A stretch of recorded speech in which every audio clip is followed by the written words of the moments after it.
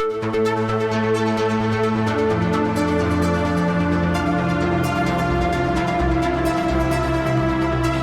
and welcome to the Sensibly Speaking podcast. This is Chris Shelton, your host. Thank you very much for inviting me into your home this week. Pretty happy to be here. I wanted to, let's just go ahead and get started on this one. I've got a guest. This is Jeff Beaumont. He is from Canada. Do I have all of that right? Yes, sir. Yes, and you are an ex-Scientologist, second gen like me, raised in it or around it, and you have a story to tell, yeah? I do. Excellent. Well, I'm happy to host you today. So welcome to my show. And I guess maybe we should just kind of get started at the beginning and move forward from there. Sure. Yeah, it was a dark and stormy night. No, I was born. No, like you said, I was born into Scientology. My parents met in Scientology. My mom was on staff in Toronto, and my dad had kind of stumbled in high because he was very much a hippie. And Scientology, according to him, saved him from drugs. And so he decided to join, and my parents met. They had me. I was fully raised in Scientology, right in the halls of the Scientology organization in Vancouver, actually, because both my parents were on staff. So they went from Toronto to Vancouver. Correct. At some point. So, okay, cool. Other side of the country. Yeah, quite a move. It is. Yeah, I was about, the length of between my dad's fingers to what halfway up his forearm when I moved. So I don't remember anything about Toronto, but Vancouver is where I was raised, like right in Vancouver proper, right in the city. And I basically grew up there, and I was sent to a Scientology school. Never set foot in a public school in my life. Oh, that's an interesting piece of information, because I've not been aware of private Scientology schools in Canada. We're well aware in America of the Delphi and the learning academies and even the desert, prison camp, troubled teen industry sort of setups that Scientologists, I should say, have created out in Mojave Desert or Canyon Oaks or whatever. Well, Canyon Oaks was Sea Org. But anyway, Canada as well. There was a school there. Yeah, there used to be. It's defunct now. Okay. It was called Effective Education, which, is kind of an ironic name because the education system there was not particularly effective. It was all based on L. Hubbard technology. So we did stuff like learning how to learn, study skills for life, basic study manual, all that stuff. Right. So that's how my education went. And this was from first grade forward? Yep. Is kindergarten. Kindergarten forward. And the Canadian system, I've just never really bothered to even look that deeply into it, but it's a similar grade school 1 through 12 system or K through 12 system. Correct. Yeah. Okay. And so, wow. So so did they have, I went to an Apple school for a year as a very young child. And that was a private Scientology school, these Apple schools that were around for a little while. And I don't remember much. I remember learning to read in public school. I remember when we switched over, I think it was either at kindergarten or first grade level, I was doing this private Scientology place. And I don't really remember much about it or learning much there. How did they teach you how to read and math and all that kind of stuff? Did they cover the basics? Yeah. I mean, so the way it wasn't grades, they used what's called forms. So form 1, 2, 3, 4, whatever, as you progressed and got more advanced. And so it's basically the same, similar. So I guess in BC, there is a specific curriculum that you will have to teach to be a school, to be accredited. Mm-hmm. And so they would have to teach that, but you'd also do stuff that was built like computer skills program. And I remember vividly one math program that was on the computer where it was timed and you had to basically answer the question to the math question with a certain amount of time. So it was all very timed. So it's like reactionary almost, right? But yeah, it's just pretty standard stuff with the exception of the fact that you also learn L. Hubbard stuff. Right. Was that timed thing? That was just a standard math assignment? That wasn't like the Scientology IQ test? No. Okay. I actually don't know who made it, but it was just like you use the keypad, the number keypad, and you'd be staring at the screen, and you just like respond, as fast as you can. And the more advanced you got, the less time you had to do it, basically. Interesting. Yeah. Never heard of that before, but I get it. I see how that works. So, okay. So that was upbringing through school. What now, obviously, I guess then, well, maybe not so obviously, I wonder, how big was just because I'm curious about this since you brought it up, how many kids were at this school? How big was it? And were they all kids of Scientology parents?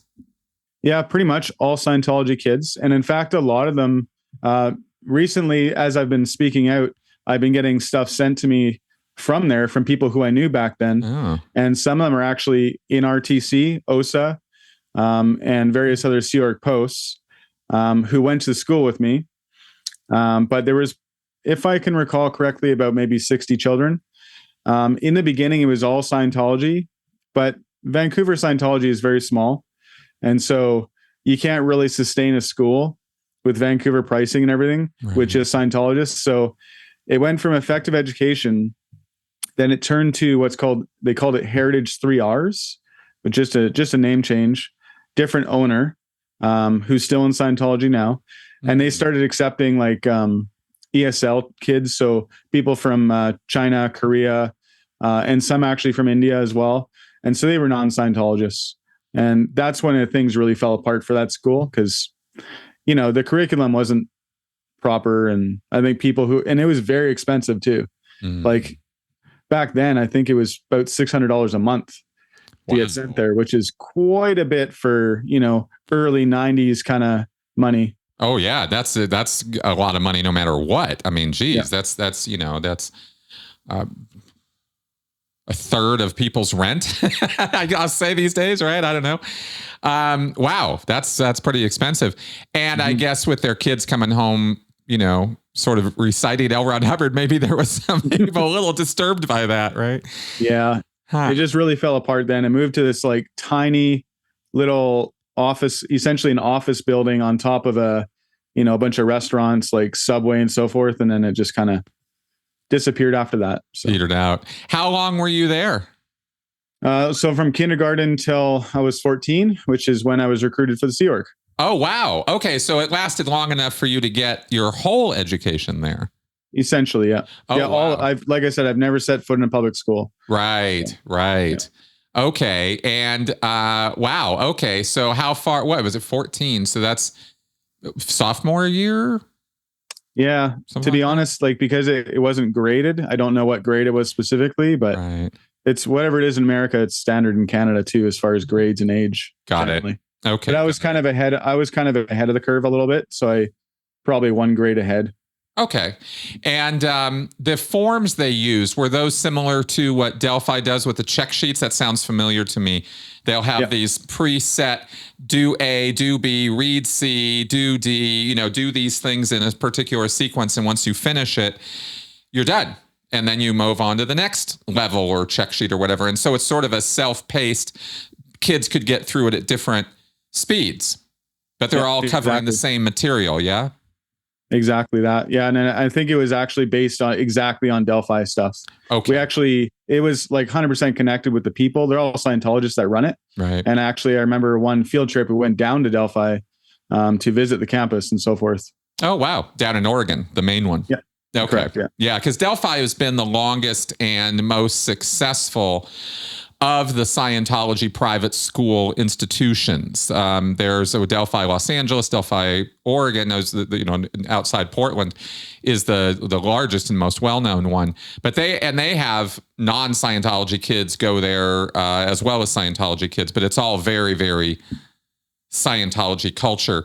Was there ethics and that kind of stuff? Was that apparatus also part of it? Yes. The principal was a Scientologist. Her name is Jenny, and she's actually still in Scientology now. Mm. I actually don't know specifically whether she was in the Sea Org or not prior to this, but she was definitely very much involved in ethics in Scientology in organizations. Oh, and she was pretty harsh. But it is all about ethics, and we did assists and so forth if we got hurt. Anything Scientology related was done to us as children. Wow. Full-blown assists being done on the school grounds. So it was just a full-blown Scientology environment, even for these ESL kids, even for these non-Scientology kids. Yeah. Wow. Because getting the full Scientology, school experience will be KRs? Everything. Wow. Oh yeah, there was KRs. Okay, so it was a snitch culture. In other words, knowledge reports are those reports that Scientologists will write on each other when they observe bad behavior or bad indicators, right? He looks suspicious. He looks like he's up to no good. I'm going to write a report on him, and then the ethics officer can go check it out. It's very, very, everybody's kind of always watching each other. How did that, I guess you never really had a comparative of a public school to compare it to, but what was that environment like for you? What was your experience of it? How did you feel about what was happening? All those, was that normal and you just kind of rolled with it, or were you bucking that system, or how did it go for you? Well, as you can see, I'm a redhead and we tend to be a bit stubborn. And we are also, and my mom was very stubborn as well. And so I got that from her, but I got in trouble fairly often. I acted out a lot, and I had no problem going against authority figures, which tended to get me in trouble. So it was normal, and I definitely had KRs written on me. But I survived it, and it was something I was used to, because I had also done later on, let's say ages of like 8 or 9 and 10 and so forth. I was getting into courses at the Church Scientology in Vancouver, ups and downs in life course, all the basic ones. Success through communication I did at that age as well. Oh, wow. So your folks were not just satisfied with indoctrinating you in Scientology principles at school, but now, as soon as possible, 10 years old, let's get you over to the org doing the introductory and beginning services that Scientology offers there. Yeah. Well, they were both very hardcore Scientologists. My dad being the executive director of CCHR, Citizens Commission on Human Rights. Oh, right. And my mom was the FBO for Vancouver Day. Oh, okay. So. Okay. And for the audience, what that means is she was the flag banking officer. Yes. She was basically an accountant, administrative, financial person. You might compare it to a lot of functions of a CFO type person for a single organization. That's the level of the flag banking officer. It's what's called a network posting. It's usually a Sea Org member even. That's gone in and out over the years. But it's a high level position. And then your dad being the executive director of CCHR, you want to explain what that is? Yeah, for sure. So CCHR, or Citizens Commission on Human Rights, is the anti-psychiatry psychology front group run by the Church Scientology in order to, their stated purpose is to eradicate quote unquote injustices in the psychiatric field. Yeah, but what's their real purpose? Truth be told, LRH was upset that they didn't want to take his quote unquote technology and use it. And he got a little bit thin skinned about it and started attacking them. Yeah, exactly. And I've started wondering recently, I'll share this with you and the audience here. I've started wondering recently about that story. Because, it comes from L. Ron Hubbard. And you have to wonder, did he ever really, the legend goes, let's just segue in this for just a second. The legend goes that L. Ron Hubbard, pre-publication of Dianetics, Modern Science and Mental Health in 1950, before he published it, he claimed that he sent it to, or a transcript, or not a transcript, a document laying out what Dianetics is and how it works as a therapeutic treatment modality for mental health problems and psychological issues, and that it can cure psychosomatic illness. And Hubbard made a very bold claim that 75-80% of all illnesses were psychosomatic in nature. That's pretty out there. Medicine doesn't think it's that high. And he said that Dianetics could cure this. And he said he sent it to the APA, the American Psychiatric Association, and the AMA, the American Medical Association. And that he had heard back from them that they had rejected it, sent it back saying it doesn't look like it's much use, or if anything's going to come of this, we'll hear about it. And it was just sort of this brush off sort of response. And the more you think about the details of that, the less sense that whole story makes. And we've all run with it forever because it's a legendary story in Scientology. It's literally Scientology lore. And I have to, I can't prove one way or the other that it did or didn't happen. Nobody can, because those letters don't even exist. We've never seen them. Yeah. But one wonders whether Hubbard was just picking a fight just to pick a fight, and whether he might have even retconned that history after the fact of getting all these negative reviews in 1950 on Dianetics from reputable scientists and scholars and medical doctors. Yeah, certainly could be. I mean, you can't really take anything that was said by L. Ron Hubbard at face value, given all the apparent accomplishments that he did not actually achieve. That's right. You know, that's right. So it's just that you reminded me of that. I've been thinking about that recently, and I haven't really voiced all of that, but since it came up in the context here. So regardless of that, Scientology is absolutely positively, whether that story is true or not, it is absolutely true that L. Ron Hubbard has had a very big grudge or chip on his shoulder or whatever towards psychiatry and psychology to a lesser degree ever since Dianetics. I mean, ever since that came out, and we've been hearing from Hubbard. Yep. And so to the point that sort of the pinnacle of this, as far as I was concerned in my history in Scientology, was when Mike Rinder stood on the stage as the commanding officer of OSA Int, right? And he would come out and do these briefings back in the day. And he was always the psych guy. He was always coming out and giving these briefings about how Scientology was literally taking out psychiatry and that we were going to existentially destroy them. Yep. And they would be gone, and there would be no more psychiatry. And CCHR was the group that L. Ron Hubbard created in 1969 to enact that destruction. Yep. Does that sound accurate from what your dad was? Oh, yeah. Like, I could go on. And actually, I've been having conversations with my sister, not to get too deep into the weeds on that part of it, but her and I, when our parents divorced, we kind of both went with one parent. And so we didn't spend our childhood together after a certain age. But before that, we were both being taken to psych bus. And we were both on front pages of newspapers locally supporting the anti-psychiatry movement. In one point where there was a lady dressed up as a psychiatrist, and she had a big overstuffed kind of plushy Ritalin or Prozac pill. And I was the kid with a pill being shoved down his throat, to dramatize drugging of children, and I wasn't given this opportunity as a choice. It was just, that's what I was doing. And it happened to her as well. So fully indoctrinated. Right. How, well, let's talk about this for a second, because this was part of your upbringing. And it sounds like a pretty important one if your dad was actually running the local outfit. I've only seen one other person, whose parent was who was in the Sea Org, whose parent was heading up CCHR for an area, Texas. Boswell,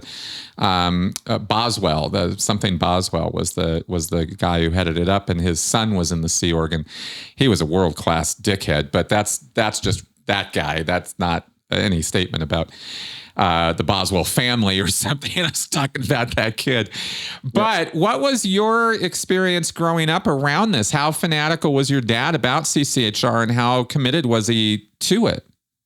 Oh, was and still is. Oh, I'm sorry. He's still in. He is still involved. Unaware as to whether he knows about my YouTube channel and I'm speaking out yet or not, but he will know eventually. So the story with my dad is he was actually a psych victim, according to him. So he did get some electroshock before joining Scientology, and that actually outqualified him for staff. Although things were a little bit slacker back then, so he ended up on proper staff, then got removed, and he was petitioning pretty much throughout all of my childhood to get back onto staff. Because he's not the reason that you can't go on to staff as a psych victim is because of implanting, according to Scientology. They think you're a plant. Right. So they don't trust you, essentially. Yeah, exactly. It's a bit of a convoluted thing. Maybe we could talk about this step by step here.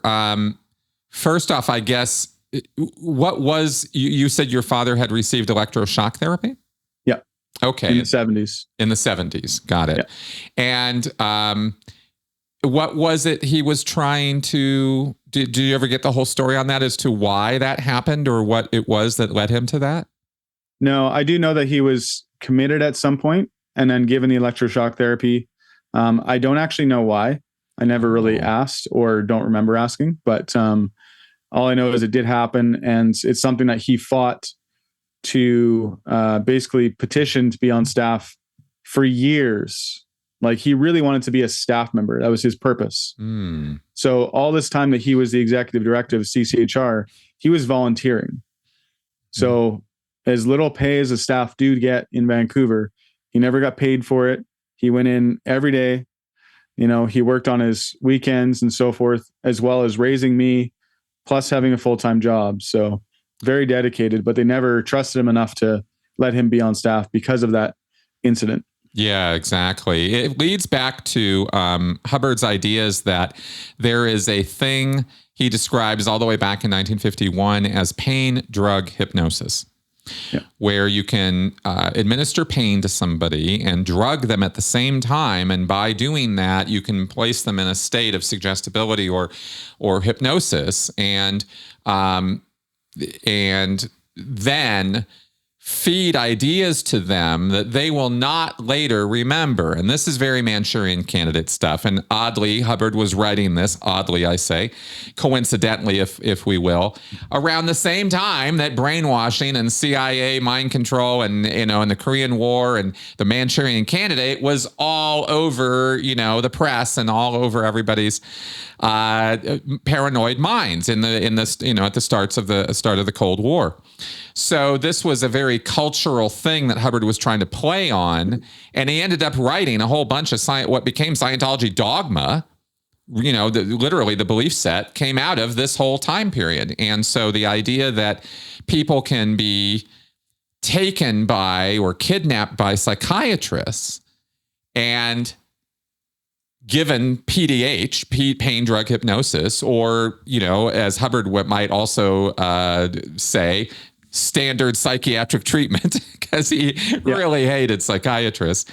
And so if somebody has had for many years, I think all the way up until about 2013 or 14, when they changed this, there was a policy in Scientology called the illegal PC policy, the illegal pre-clear policy. In other words, you were ineligible to receive Scientology auditing if you had what was considered an extensive psychiatric history or background, including institutionalization, or what they called extensive drug history was the mainline determination for this, as I remember.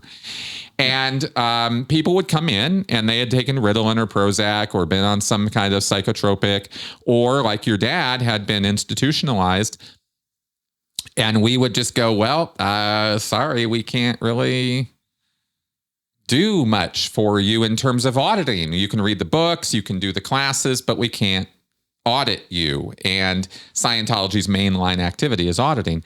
And so that also would make a person ineligible to be a staff member at a Scientology church, because they are an illegal PC and therefore can't do all the things staff members are expected to do.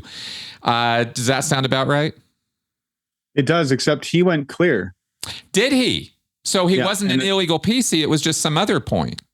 Yeah, I mean, okay. If we're being completely honest, this is clear in the 70s. Okay. Yeah. So, and he never got through the clear certainty rundown when that was released, and he actually never received any more auditing successfully past that point, with the exception of some sec checking, like the Joburg auditing and so forth, some extra stuff like that.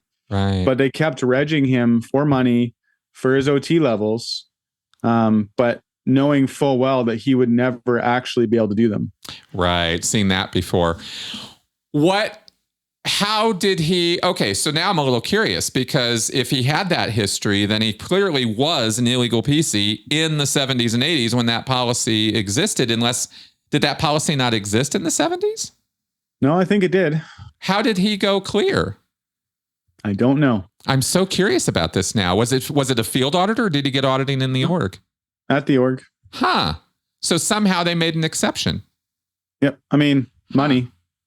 Right. Well, there were some cases where you could petition. You could send up a request to this very high senior person up at International Management, a Sea Org member. It's called Senior CS International.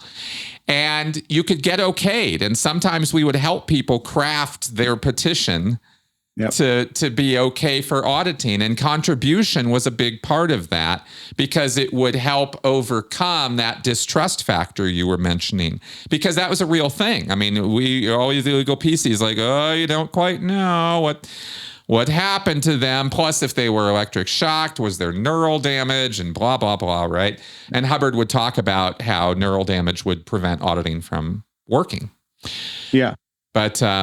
But interesting. So he got all the way to clear in the 70s and then was halted there and couldn't move forward. So that became, so I guess that illegal PC or some other thing about that came back to the forefront for his OT levels. Yep. Huh. And staff. Like, I can't even tell you the amount of times he petitioned, because he would put in all these years and years. Like, we're talking, he was on staff in Toronto and in the GO, and then moved on to CCHR in OSA so I guess it was like at least 20 years of staff, and still there's no trust there for him to not, to be allowed on staff properly. Oh, how interesting. So he was also, this is the first I'm hearing about this, that he was also in the Guardian's office. Yeah. Just before it disbanded. Same with my mom. That's right around when they joined. So. Oh, in the mid to late 70s, I guess. Yep. Okay. Well, see, that Guardian's office stuff might also be one of the barriers for him. How long was he part of the Guardian's office? I don't know for sure. Okay, but a couple of years. Yeah. Okay.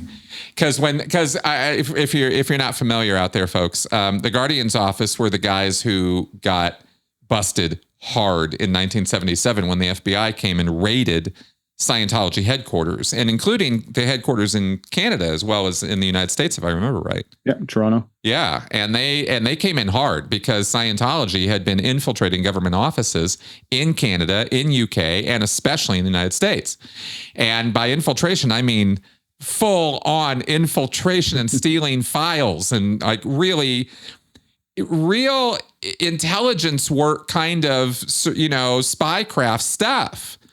And to this day, the Church of Scientology is infamous for having been the private organization that is guilty of enacting the largest surveillance program against the United States government that's ever been busted. I mean, it was really, really something. It went on for years and years and years. Yeah. And that's what led to that whole raid and the GO being disbanded. And then anybody internally within the world of Scientology who was part of that, connected with that, they all became like persona non grata and like, stay away and we don't want to, nah. So it was an ugly, ugly situation because a lot of people who were very, very, very dedicated hardcore Scientologists doing exactly what they were ordered to do, got the cold shoulder and the short shrift after that whole bust. I guess your dad was maybe somewhat connected with that, possibly, at least as far as the consequences of it all.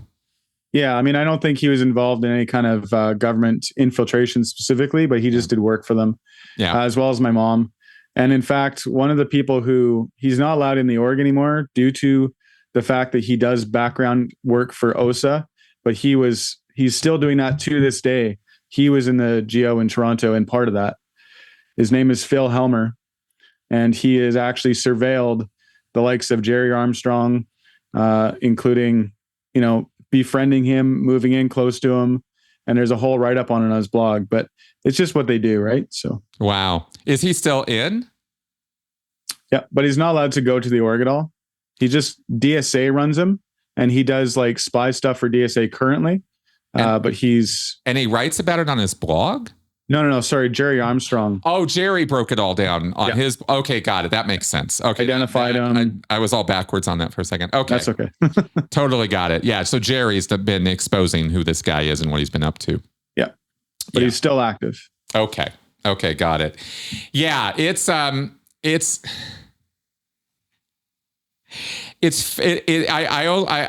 laughing, but not humorously right now, in that there were survivors of the GO thing. I didn't mention this a minute ago because it would have made it a lot more complicated, but there were people in the GO who we could say have a very particular set of skills. Yep. And they managed to survive and thrive even post GO and doing work for OSA and stuff like that. And then there were others who just got short shrift and got busted. And even 11 folks went to jail. So it was a big deal. Yeah. Okay. So this is your background growing up. This is what's happening in your household as you're growing up, is these are your folks. I mean, that's about as hardcore believers as you can get, short of having Sea Org parents. Yep. What was it like growing up there? I mean, comparing it to how you've, kind of out in the big world now and all that's behind you, how do you look back on your childhood and how your parents, how did your parents treat you? I mean, how hardcore were they in their application of Scientology with you? Well, certainly, definitely like conditions and ethics and so forth was a part of life. But they're very big adherents to, I'm just a big Thetan in a little body. So I am treated as an adult. I expect to act as an adult, so that was part of my daily life. Oh, now man. Looking back on it as part of my recovery, which, you have helped with as many other people through describing Scientology and what it truly is and helping educate. Yeah. I noticed that it's definitely is wrong. It's abusive. Like I was brought to surveil SPs with my dad. What? Well, I'm not going to hang up on myself at home. He's got a job to do. So I was brought along to just like surveil people's homes, including Jerry Armstrong, on a few occasions, and because he doesn't live far from us. And it was normal though. Right. Like this was just how I was raised. So at the time, nothing to compare it to. All my friends were Scientologists. All my friends' parents were Scientologists. And that was just my life. Right. Well, I definitely understand that. Understand that. But you had a more hardcore experience than I did. No question about it. And my dad never was taking me to surveillance. My goodness. How old were you when that was happening? So when my parents divorced, I was around 8. And so just like the years after that, so between 8 and let's say 12 and 13, which is when I started getting involved in the course room and stuff in the church. Right. Which led to the Sea Org. Okay, so you went with your dad, and I guess your sister went with your mom then when they split. Yeah. So backstory on that, because that'll lead into some Sea Org shenanigans. Yeah. My mom, she just recently passed away. But so she and the senior CS in Vancouver were having a relationship while my mom was still married. So my parents divorced. She got guardianship of me and my sister, and then my dad didn't. So we all went to live with her and Frank, who was the senior CS at the time, and now her 2D. But I didn't like him. He was a bit of an asshole. And my mom, obviously very much in love with him, was kind of defending him a bit more. We ended up having a big argument, and I said, fine, I'm out of here. I'm going to live with dad. And that's how I ended up over there. But legally, my mom still had guardianship of me. That never changed. She just agreed that I was better to have me out of the household. Because again, I was a bit of an ass, right? Like, well, I'll admit it. Were you an ass, or were you just not happy with the situation of your mom cheating on your dad and then going and living with this guy, or what? Yeah. I mean, that could be a bit of both. Yeah. I mean, I'm kind of looking at the whole situation going, yeah, this is kind of screwed up. Yeah. And yeah, I could see how you might not want to get along with any of that. So you're 8. So was that all pretty quick, or did that take a while? Because you said the divorce happened when you were 8. How soon till you were over with your father full time? I don't know specifically, but it was pretty quick. Okay. Yeah, so like within the year kind of thing. Got it. Okay. So 8 or 9 years old and you're over with dad. Now, what is he doing for full time? I'm just curious. What was he doing for full time work that wasn't Scientology related? So him and my mom started a window cleaning company, and he's still running it now. He doesn't do the work because he's significantly older, obviously. Mm-hmm. He's around 80 now, but he just runs it. Okay. Got it. It's pretty typical for Vancouver Scientologists to have a window cleaning company. Really? It's just a thing. Yeah, there's multiple. Wow. That's funny. I wouldn't be the only Scientologist I've ever heard of who had a window cleaning company or something akin to that. Some service industry hustle to get your work, find some steady contracts and hopefully that'll keep things going, but that's kind of hard. It can be some real street beating kind of work, trying to keep it going. How was it? What was it like financially for you growing up? Not good. I mean, obviously I was being sent to this school for $600 a month. So that was kind of my thing, right? Like that's what I got. I really raised myself. My dad was very absent. He was either working or going to the church for staff course, etc. So I just kind of raised myself, and I cooked my own food, and I did get involved in some light criminal activities when I was younger, when I, like some shoplifting and so forth like that. So I was kind of going down a bad path, but then I fixed all that. That was just kind of how I was raised. Okay. But I definitely did some dumb stuff. Well, sure. I mean, kids, right? Typical childhood. Yeah, exactly. It doesn't sound like anything too extreme. I'm wondering, there is often a question that people have. I don't really have this question because I know the depths and depravity of cult belief and what it will do to somebody. But I know a lot of people have a hard time getting their wits around how trying to work for a cult, getting the good graces of a cult, progress in a cult, how that will almost routinely make a situation where parents become absentee, if not just straight up abusive, or a mixture of both in some, one way or another. Often there is just neglect. There's a lot of authoritarian kind of abuse of, you are going to do this and this. It's a lot of heavy control environment kind of thing when they are dealing with their kids. But for the most part, they just don't seem connected with their kids much at all. And the whole, kids are adults in little bodies thing, and they can take care of themselves and all of that.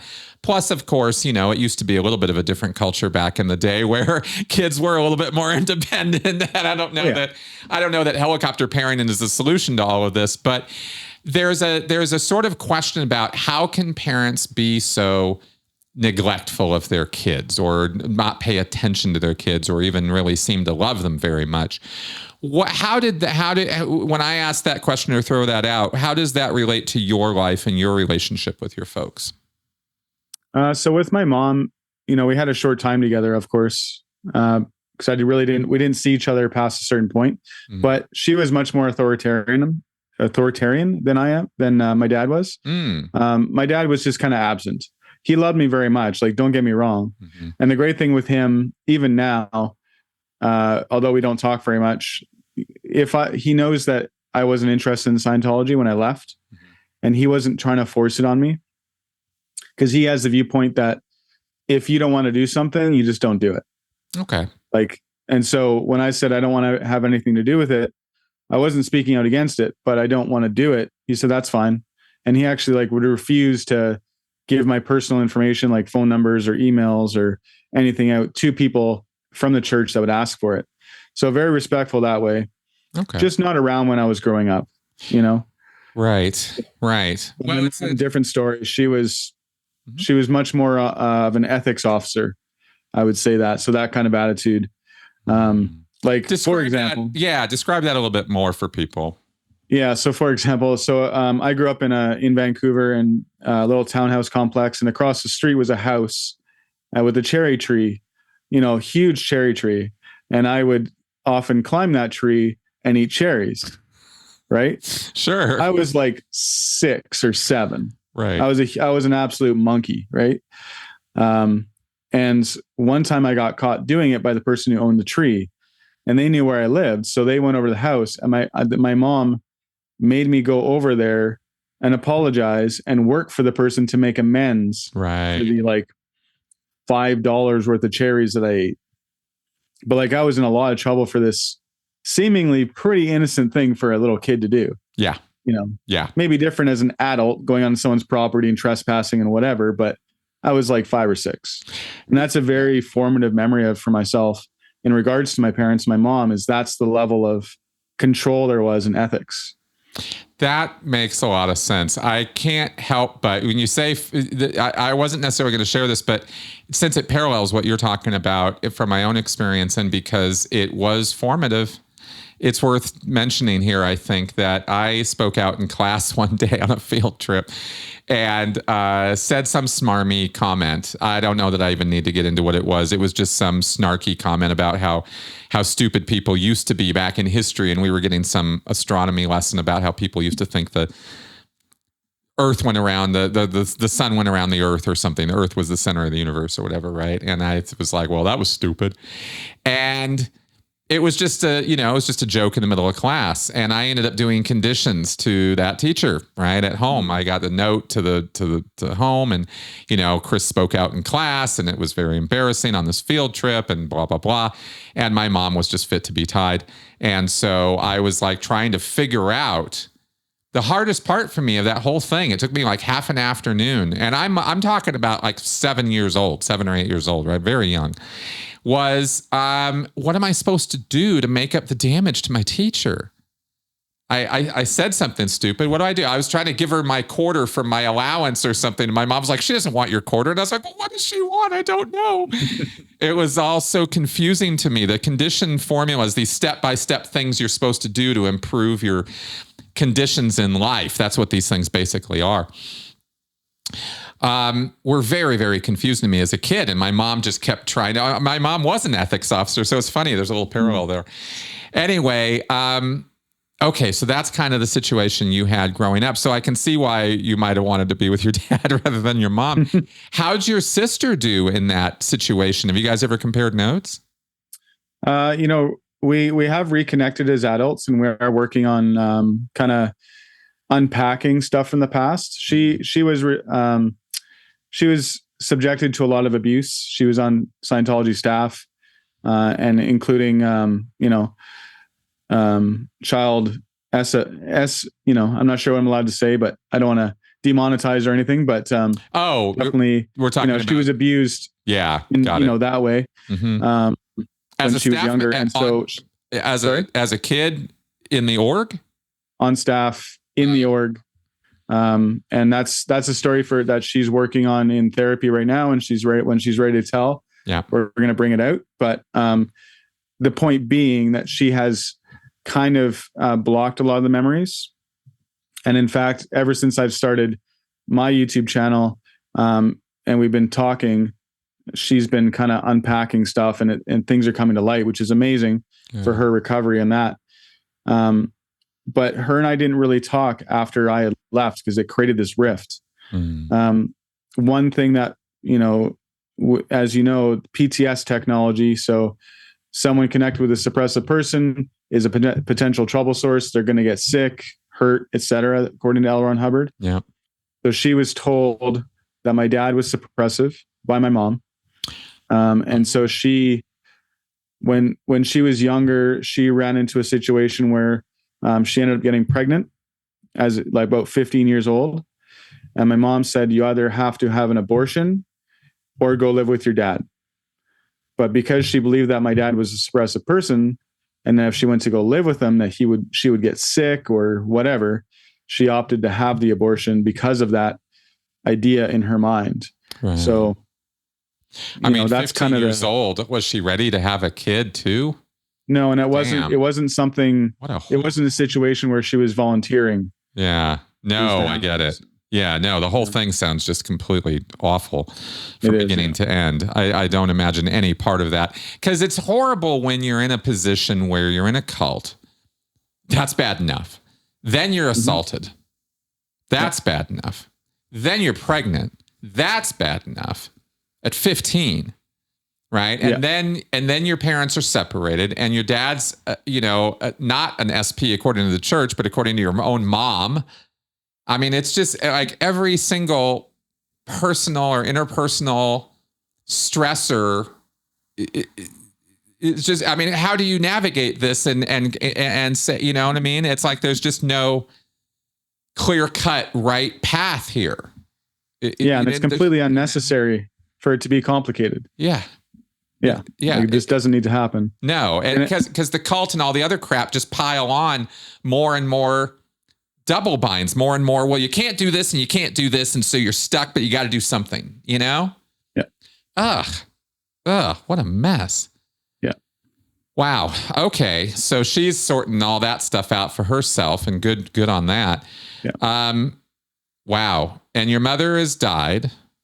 Yeah. Okay. And your father's kind of old. Okay. Got it. So this is the environment you grow up in. Were there other aspects of this? We've been spending quite a bit of time talking about this, and I don't want to pass over anything else that's an integral part of this, or anything else you wanted to cover on it. Were there any other details of your young upbringing that we should be talking about here? I think that's kind of the key factors to it. Okay. Obviously, from the divorce to getting onto Scientology, actually like services in the basic course room. And then next would be being recruited to the Sea Org. Yeah. Yeah. What was it that impelled you? Was it your dad just saying, go down to the church and start these courses? Or did you express a desire to go do that? How did that happen? Exactly. Well, I think it's mainly wanting to please parents. Like I get the sense. And again, this is like, I'm 41 now. So this is 30 years ago. So memories are definitely, and emotions are faded, but I do get the sense that it was more of a trying to please my dad, be like him, follow in the footsteps, etc. And that's just kind of what you did. And then I think it was also convenience for him, because he's working full time on staff, not on staff, but on staff full time as well. So what does he do with a, 10, 11-year-old kid that he didn't actually even really want, right? Because that wasn't planned. And it's like he never had that fatherly instinct, let's just say that. So I think that it just kind of makes sense to have me there. And then obviously if I'm in that environment, what am I going to do, right? I can't just go running around annoying everybody all the time, even though I did that too. Of course. No, there's a lot of parallels in our upbringing with some of that too. Growing up in a mission, and you going to the org there. Wow. Okay. So you start doing classes. You're there for a few years doing that stuff off and on, and going to a private school. And so it's really hardly any surprise at all that some Sea Org recruiters come to town. Or how did it happen that at 14 years old you're joining the Sea Org? Yeah. Well, as usual, they have their mission. Mm-hmm. They go to each church of Scientology and find the people who are willing to sign that contract and recruit them. So I was recruited. I did have the goal at the time to be an auditor. And so they played on that, and they recruited me for PAC base down in Los Angeles, the big blue building. Oh, so you were recruited by PAC recruiters, not Canadian Sea Org recruiters. Yeah. Okay. So you were going down to big blue. What year was this? 96. So as you can guess, it was the golden age of tech evolution. Yep. That's when I arrived in, I had arrived in PAC just a few months before you. Wow. Yeah. So I was obviously golden age of tech, huge thing where David Miscavige basically re-released all the technology and invented the new e-meter and the drill simulator and all this stuff to make auditing quote unquote standard. And so there was a huge push to get people down there, and I was slated to be an auditor. Okay. The problem with that is that my mother had guardianship of me. And so I was sent down under religious workers visa at 14 without my guardian's permission, which would mean that I was legally kidnapped and trafficked down to work for the Church of Scientology. Of course. Whether the recruiters were aware of this or not, I don't know. Would they have cared? I also don't know. But ultimately, I went down there and I got sick. Well, first, I actually injured myself. I was working in the galley. And I'm not sure if you spent time in the galley down there, but I'm sure you did. I was on the RPF. I know every square inch of that. I didn't want to presume. Yeah. No, I definitely know that galley. Yeah. Anyway, so as you know, you got the big pots that cook the disgusting bland oatmeal in. Yep. With the stainless steel floor for easy cleaning and the pipes that run between all the pots, right? That's right. And let's be clear. We're talking about pots you can fit in. They're huge. They're like 5 feet across. They're gigantic, big industrial, size kitchen pots. And that's what you're talking about. And they have pipes, gas pipes and stuff to be heated. Yeah. And those pipes get very hot, as I learned. So I was mopping up after cleaning the inside of these pots so that I could literally fit in myself. And my leg slipped and wedged underneath one of the pipes and burnt my leg. So I got injured and I was sent to ethics because obviously I was out ethics for that happening. Obviously. I was put through a PTS handling, and that PTS handling resulted in my mom finding out what had happened, and then she pulled me back up to Canada because she didn't give permission, and she was raising a huge flap locally, and obviously with the LA Sea Org. Right. So she finds out way after the fact of you getting down there and doing this work, because she and your dad were not in touch, and you hadn't communicated to her because you weren't in touch with her, but suddenly this becomes a huge issue. Big deal. Yeah. And she was raising a big fuss. And if anyone listening knew my mom, people would have heard about it. Believe me. So I got coached while I was down in Los Angeles on what to say to my mom as a 14-year-old, to convince her that this was my decision to join the Sea Org and the billionaire contract and all that stuff. Yep. And I was fully aware of what I was doing. So I flew back up to Canada, met with her as well as a couple of the family members, and convinced her. So she signed the papers and I got sent back down. Then I got sick with light pneumonia, essentially, and did the PTS handling a bit more. And then they made me write a disconnection letter from her because they identified her as a suppressive person. Wow. So your mom thinks your dad's an SP. Scientology thinks your mom's an SP. Well, in Scientology's eyes, because one part of the story I didn't tell you was the senior CS that she was with, Frank, was down at Flag. He was a staff member of Vancouver, down at Flag for training in the early 90s before the Golden Age Tech, and he blew. And so he did get declared. And so technically, because she went with him still, because she was not involved in Scientology at that time, when I was down there, she was a suppressive person per LRH, per Scientology ethics. If you're connected to a suppressive person voluntarily and continue to be, you are a suppressive person as a result. Got it. So what they one thing I didn't say. Yeah. So that's why they identified her as a suppressive person. Right. And they made me write up a disconnection letter, and that disconnection got sent up, and we didn't talk for over 15 years after that. Oh, wow. And this was all because they needed her to stop being your legal guardian. Yep. So that they could then transfer that to somebody down in PAC or whatever, and then you were under their control, and then she could be an SP. Then it's, fuck that lady, right? Yep. Okay, got it. How interesting. So she was no longer FBO Vancouver. She was no longer working at Scientology when all that went down. Correct. Yeah. Okay. So Because just to clarify that timeline, yeah. when my parents got divorced, that was right around when Frank had also got declared just shortly after. And so they kind of stepped away. Oh, at that same time. Oh, okay. Just So around that time. oh, so your sister was not raised as an org brat hanging around in the Vancouver org. She was off with mom and Frank. Yeah. At the age of about 14 is when she stopped. They stopped being involved in Scientology there. She's 4 years older than I am. So. Okay.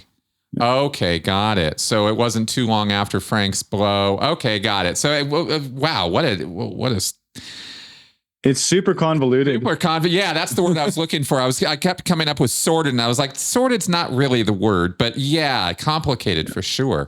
It is. Yeah, this is a very, very real story with a lot of very real people doing a lot of crazy stuff.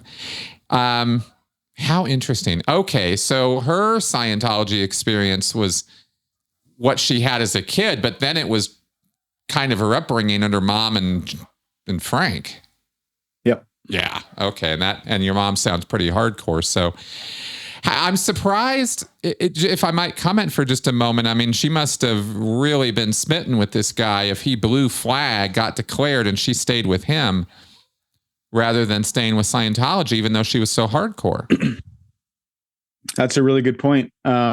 So a couple weeks ago, she passed, and I had to go back up to Alberta, which is where she was, to deal with her estate. And she actually kept a lot of information from the past, including all of her Scientology materials and documentation on the way the org was being run back then, including a very large 5-page knowledge report on all the staff members that she had sent up to the CLO to try and handle the situation. And this is right around that same time. So where was I going with that? She was definitely very hardcore. And even though Frank was dealing with all this, she felt the org was out ethics, right? Not them. Right. So that was kind of how it made it all okay. Yeah. And she left because Scientology wasn't being standardly applied. There was, according to her, no HCO. And I found out for years she'd been trying to figure out what the hell happened with her career in Scientology, because she was super dedicated. And she wrote the executive director in Vancouver at the time, and he wrote her back basically apologizing there was no HCO. And if there was an HCO, then it probably wouldn't have gone this way, et cetera. So it's super complicated. And the more stuff that I find, the more complicated, but also clarified it becomes, right? Yeah. So, because I wasn't involved in this at the time. I was living with my dad, and I wasn't told all this information. Oh, no, of course. Only through local stories from family members, right? Am I finding all this stuff out? Oh yeah, no, it was no different than growing up in Pasadena Mission during the mission holder blow up, right? Like, I mean, crazy things going on all around me, and I'm 10 years old watching all of this, not having any idea what the hell's going on. Years after the fact, clarity starts coming in as you start talking to your parents in a different way, and as you start getting other information from other places, and you start kind of putting the pieces together in a very different light, and it starts making all kinds of different sense. I imagine Vancouver, you'll have to help me with this because I don't really know. I have no real data about Vancouver other than most Canadian orgs are small, limping along, podunk kind of places. I don't imagine Vancouver's a whole lot different. No, definitely not.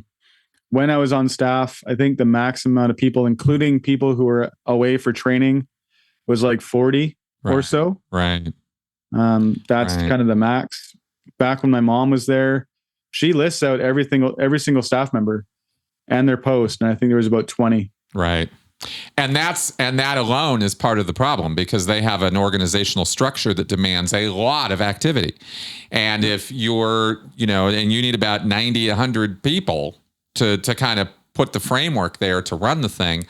But the big illusion of Scientology organizations is that they're going to work at all, because there is, you could put 1,000 people there, but the structure and the way it's organized and the way people are utilized is so self-destructive. Ultimately, it's so not the way you would want to run things, that it sort of it gets in its own way all the time, just structurally, just systemically. I mean, then you throw in all the drama and the misunderstandings and the people who want to use the system for their own benefit, and which you can do. And some people do, and they tend to be, the people who take advantage of other people locally. And we see this. I just because I've been to so many orgs over so many years and saw so many different manifestations of all of this, you know what I mean? That you just realize this thing just doesn't work no matter how you do it. It's kind of that kind of thing. But everybody individually, they don't tend to see that bird's eye view of it structurally. They think all the problems are with the individuals in their area who are just screwing it up. And if they would just stop screwing it up, it would work perfectly. And it doesn't, and it never will, because that's not the real problem, but all the personnel drama and everything, and who likes who and who gets in whose way and who's writing up who this week and who's having an affair with who, and all of that is so interesting and noisy that it consumes most Scientologists and staff members' time, and they don't get the bigger picture of it. At least that's been my experience of that. Having said all that, what do you think about what I just said? I mean, that's exactly the knowledge report that my mom wrote. That's exactly the point of it. Yeah. Was she was talking about specifically, there's one person who was there at the time and he's not there anymore because he's retired, but up until a few years ago, he was the executive director, and his name is Peter Byrne. And she was the one that he was blaming, like, for all the stats being down and the change in the attitude between people and so forth. Right. And I would say that's accurate, because this guy is using Scientology lingo 1.1, covertly hostile. And he was like very highly trained and always this stable person, but that our org never did well, always. And so if you really want to look at the one person that's always been there for Vancouver and investigate, he's the guy, right? Sure. Like, you ask anyone who's out now to be frank about him, and he's just an asshole. Of course. And he truly is. Yeah, exactly. Well, as I mentioned, some people can become part of the system, and then you realize they can use it to aggrandize themselves and for their own advantage. We had a guy in Santa Barbara who would do that. And if he didn't like you, he'd take you into a room, as he did with me one time, and sit there and tell you what's wrong with you for 3 straight hours until you're in absolute tears, and call this why finding. WHY finding. Why finding. If he's going to find your why, he's going to find the reason you're screwing up. Yep. And he doesn't find the reason. He just tells you what's wrong with you for 3 straight hours. And that's Peter to a T. Yeah, that's that kind of thing. And there were actually... Narcissistic. Well, and get this. Let me ask you a question, because this is a total guess, and I could be completely wrong, but let me ask. Was he exec trained? Was he an FEBC? FEBC, KTL, LOC, yeah, everything. There it is. So was this guy, Doug, in Santa Barbara. And they were trained to be that way. Yep. Yeah, they were actually trained to be that way. It's Doug Daniloff was the guy in Santa Barbara. I'll name his name because he's still an asshole. But there are people. Those are the cases of people who you could absolutely frame them as victims of Scientology. But there is a certain type of person who gets into Scientology or gets into a cult and realizes how they can be in charge, how they can use this system to their personal advantage. And they know exactly what's going on. Like, they kind of have an awareness of like what they're doing, and they do it anyway. You know what I mean? They do it on purpose. And it's this Peter guy sounds like that kind of guy, just from your brief description of him so far. Yep. How interesting. Okay. So that being Vancouver and that whole situation and the thing with your mom, that's how we got onto that. Was it's pretty convoluted, as you said. So, but you went up there, handled your mom. That's how they would have described it, right? You go up there to do a handling on her. Yep, exactly. Yep, and then and you pulled it off. Yep, I'm a good salesman. Well, so then you go right back down to LA and continue on in the Sea Org, or what happened after that? Yeah, so I went back down, and again, I was still sick and I wasn't doing well, and they decided, I think at that point, that I wasn't worth the effort. So I said, well, you know what? I originated, I wanted to leave, and they said, okay, but to make up for the fact that I wasn't joining the Sea Org, I said I will join staff in my Vancouver org. Wow. So I did. And this was during the time period where you went back and your mom was just kind of on the outs with the org at that point? I mean, she was probably in connection with some of the people still, but she wasn't active. And I think at that point, Frank was already declared. So, but she was never actually declared. Oh, even though she should have been. Okay. Well, yeah, technically she should have been. Yeah. I mean, not that would have helped anything, but okay. So you go back up there, and are you still 14 at this point? Yeah. So this happened over the course of like 3 months, I believe. Wow. So like when I was down there was I came back just past when the Golden Age of Tech got released. So I was at the Shrine Auditorium, setting up for the event on the EPF at the time. I had been cutting the laminate off of all the little binders and, all that work to set everything up. And then they fired me back to Vancouver, and I joined staff in DSA as the drug-free marshals in charge, which was under DSA there. I'm not sure if it is now or not, but that's what I was doing. And you went back to living with your dad? Yeah. Okay. And so this is all in Vancouver, and your dad just kind of welcomes you back, or how did that go? Yeah. I mean, it was definitely awkward because you get that certain level of pride for joining the Sea Org and then to head back and be Class 5 org staff. But I guess the good thing is I had something to do, so he didn't have to take care of me. And I was actually in the same office as him, because in Vancouver, DSA is on the 3rd floor. You got the actual DSA, like the person who runs it, the one office. Next door is the PR office. And then there's the CCHR office, all like connected by doors. So, wow. Okay. And DSA is the Director of Special Affairs, folks. That's the OSA people. Those are the dirty tricks guys. Yeah. Yeah. And they run all the PR front group activities for Scientology as well, like CCHR and drug-free marshals and all this stuff that's supposed to be reaching out into society to be creating good images and good impressions of Scientology so people will accept it. That's the whole point, is acceptance of Scientology. God. And okay, and you got this little tiny. Okay, so you're back in Vancouver now doing this. Now you've already now at this point you're back, but you have formally disconnected from your mom. Yep. So you weren't seeing her, even though she was kind of still physically around or geographically around, but you had already that tie completely. Yep, completely and utterly. Right. Okay, got it. Interesting. Wow. So then what happened?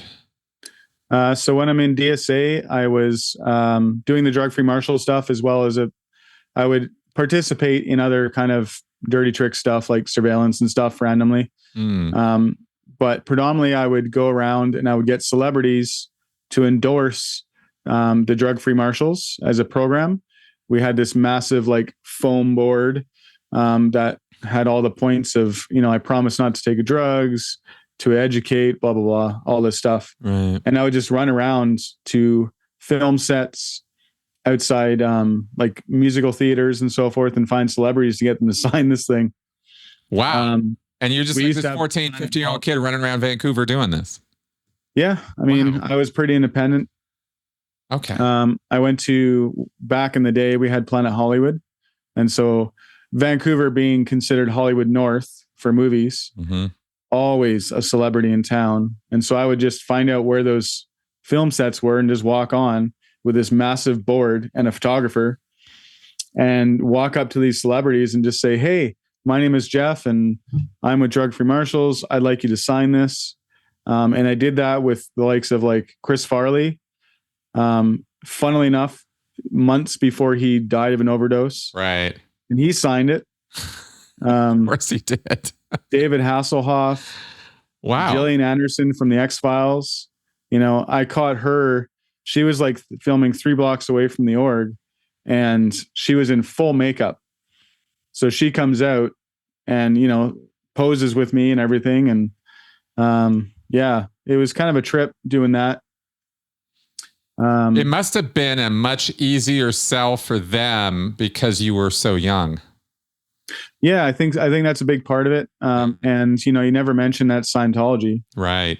Yeah, exactly. It's just this drug-free Marshals thing. Hey, no drugs. Oh yeah, absolutely. Here you go. Yeah. And then they use that to endorse and get more money out of members, right, saying, hey, look at the good we're doing. And this is an example of how they do it. It's just that PR, it's false.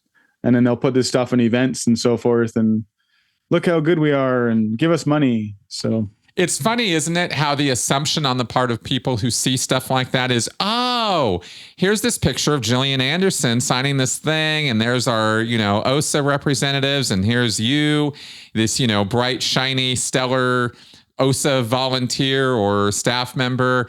Isn't he so causative and isn't he so amazing? And I mean, all the Scientologists, adults must have just been totally taken with this.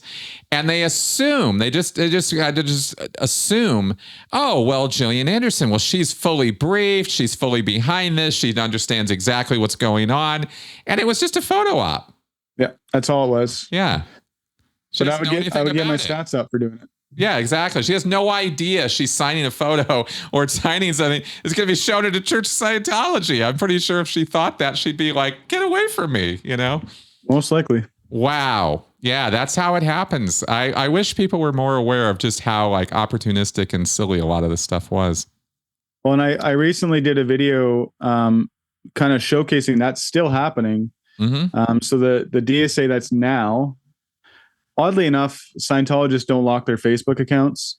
So it's super easy just to pop in there and see what they're doing. And I know the DSA now, and her and the old DSA, Susan, they have pictures of them doing the exact same thing. They, like during the Olympics, they would go up to athletes and show them the Way to Happiness booklet, pop a picture, and all of a sudden they're promoting that the Olympic athlete is supporting Way to Happiness. That's right. Or the RCMP constables in this big fancy thing. And Rick Hansen, who for non-Canadians, he's very famous Canadian Paralympic athlete, like, you know, very, very famous in Canada, but they use this in order to tout their, you know, the support that is apparently being given to them, right, when in fact it's not.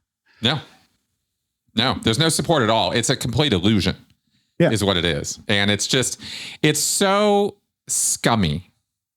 Yep. And I wish I could say Scientology is the only group that does that, you know, because it's so scummy. It's like YouTube influencer kind of crap, you know, it's like that kind of thing. Mm-hmm. It's just, it's so meaningless and it's so self-serving for whoever is doing it. And it has nothing to do with reality and they don't care. Because they're making money off of it, you know? Yeah, they'll show this stuff at international events and just use it to keep the flock in line and get, it worked for me. Yeah, it works for a lot of people because they don't think about what they're looking at. You know, they just take the context of it as it's given to them and go, oh, well, that means, and they want you to make those inferences and assumptions so they don't have to put the lie out. You know, they just have to show you the photo and you go, oh, anyway, critical thinking and all that. I'll always stump for that. It's important. It is important. It's because what's the point of, of going over all this stuff and if we can't learn from it, you know? Yeah, exactly. And that's kind of like through my recovery. That's been the point that I try to make to myself that, yes, I was involved in this all. I did this all. I got other people involved, but now I know better and I can just use that experience going forward. Exactly. Instead of dwelling on it. Right. Because I did that for quite a while. Like there's a lot of shame and embarrassment connected with being with this cult. Yeah. as an adult, right? Like as a kid's one thing, but if you choose to be in there as an adult, then there is shame attached to that once you leave, but that has to be put aside and just recognize that you smarten up enough and then use that to help other people, which is what I'm trying to do now. Exactly. I couldn't put it better. Well, on that note, so we're only up to about 14, 15 years old for you. So what happens after this? This is your job, your drug-free Marshall stuff. You're running around being successful. Where does it go from here? This is where it takes a turn for the sad. So I don't know when it exactly started, but I was having thoughts of hurting myself.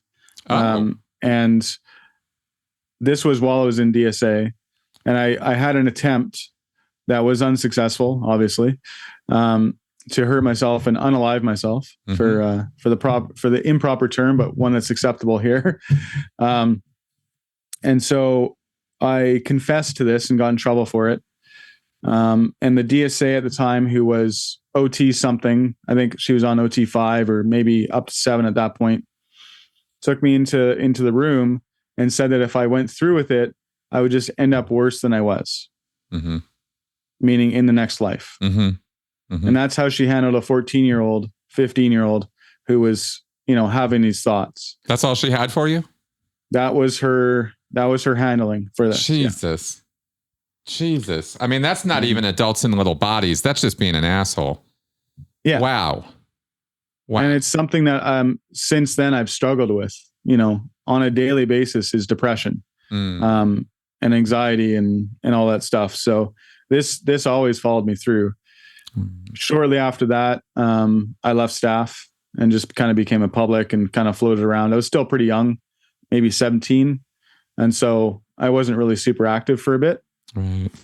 But still with my dad and everything. It occurs to me right now, this is the first time I've thought of putting it this way, but tell me what you think about this. It seems that there's a lot of denial in the world. There's a lot of people who just don't want to deal with problems or issues and will kind of reframe it or put it out of their mind or try to negate it somehow or something, right? But self-harm, depression, anxiety, especially in young people, it is a difficult task to deal with. And I think Scientologists have the idea that you can just talk somebody out of it. I mean, auditing's just talking, right? So you're just going to talk. So I think if we're going to talk, well, somehow I will reason you into why feeling this way is not any good for you. And then you'll just stop feeling that way. And I know I certainly suffered from that problem for a very long time, of feeling like that's how I could deal with myself or other people, is I could just talk to them and it would go away. And then we wouldn't have to deal with that problem anymore. Yeah. And that seems, kind of par for the course with how the DSA was talking to you.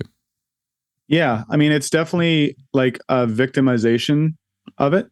So it turns you into the victim, of your own stuff, though. Like, you're doing this to yourself. Right. And so you're constantly like, it's in this feedback loop of, you feel this way, but you're the reason you feel this way. And then that makes you feel worse and worse and worse. And you get into that kind of dwindling spiral, and you never actually get out of it because you never truly get to look at it properly. No. That's what I find with Scientology and their quote unquote handlings. But you're always the cause of it. Yeah, exactly. Right? It could never, ever, ever be that you would sit down with a Scientologist. There's no world where it will ever happen that they would look at your childhood, your education, your parents divorcing, your Sea Org experience, and what they do as staff members and the trafficking and the law breaking and all the other nonsense. None of that's ever going to be a factor in why you feel the way you feel. None of it. Nope. Right? You've done something wrong. That's right. It's only right here in the here and now. You're bothered by some shit you just did. Probably just did, right? Maybe you've been sitting on it. Maybe there's a chain of bad things you've been up to. But that's always the answer, is some shit you did that made your life now non-optimum for you. Yep. Yeah. That's where that right there could be said to be where they are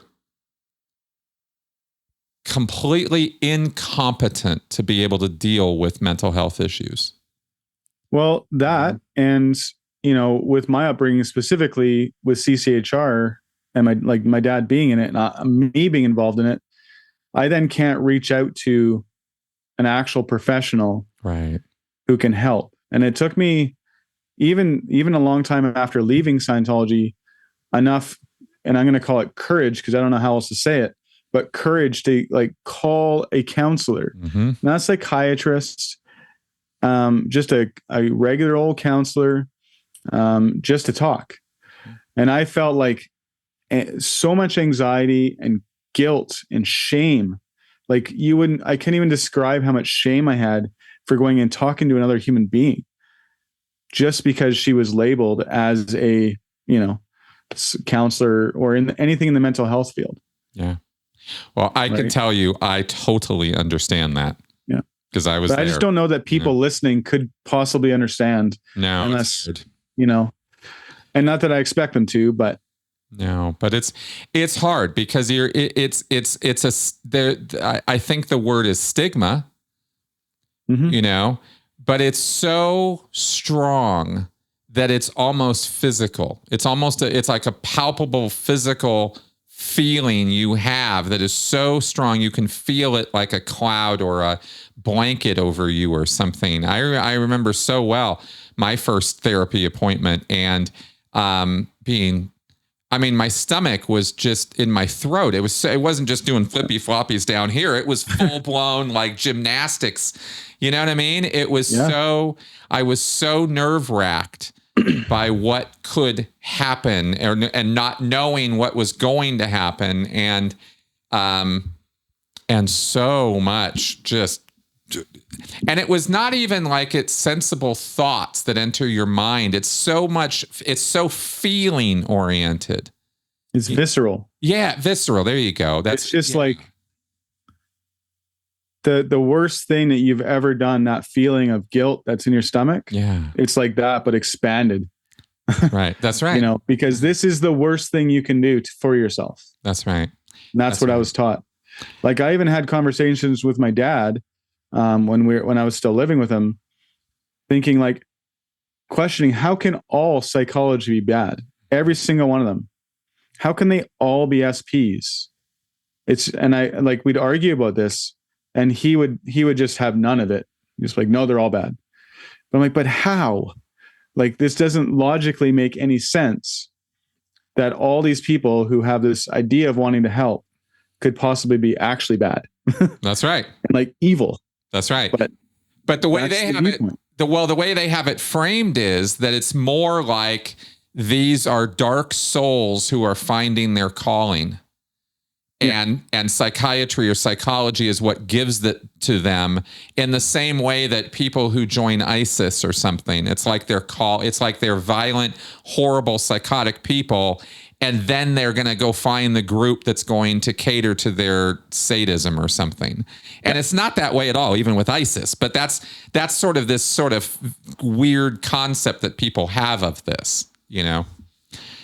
I kind of gather that might have been your dad's approach, but I don't know. Oh, yeah. Just making up so hard.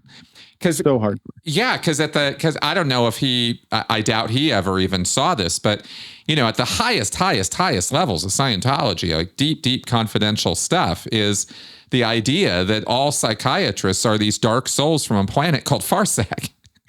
Yeah. and that this is like galactic lore. I mean, this is Hubbard at his finest, is that these are evil beings. They're not good Thetans. They're bad Thetans.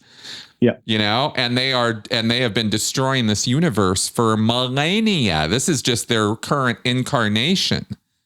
Mm-hmm. You know, it's almost like the Christian concept of the devil comes to earth in bodily form from time to time. Well, that's what psychiatrists are. There's these evil beings who are trying to do nothing but destroy. The whole thing is such a caricature. It's so cartoonish that it's in its simplicity that it's laughable from the outside. But unfortunately, people who are victims of psychiatry, who are legit, victims of it, and they definitely exist, will tend to go to this black and white place with it because it's hard to have nuance after you've been victimized, no matter who did it or how. Yeah. And on that characterization of it, my wife and I did a little video together on my YouTube channel, which I don't know if you've seen it or not, but I invite you to check it out. It's a fable, and it's a fable in an LRH ED, and we did a little PowerPoint presentation. And it's all about, it's metaphorical, of course, in the fable, but it's all about psychiatry and psychology and how they're tricking society to give them money and so forth, and just killing people. But it just really speaks to the black and white thinking. Yeah. And there's no other option, right? That's right. So if you haven't checked it out, take a look at it. I think you'll laugh at it. I will. I'll definitely check it out. Send me the link to it. I will definitely check it out. I will. Yeah. I want to see it now. Okay. Well, okay. So we've covered that you had some depression, you had some self-harm, you had no help whatsoever from the DSA office, and clearly no counseling or therapy. So what happened? So I kind of went a little off the rails, doing some drugs and alcohol and self-medicating essentially for a bit. Nothing hard, just like smoking weed and, drinking beer and so forth. Oh, okay. Usual teenage kind of stuff. Yeah. Okay. I ended up going back on staff a couple other times. In 2007, I was the bookstore officer for when the Golden Age of Knowledge came out. Again, recruited for a big post.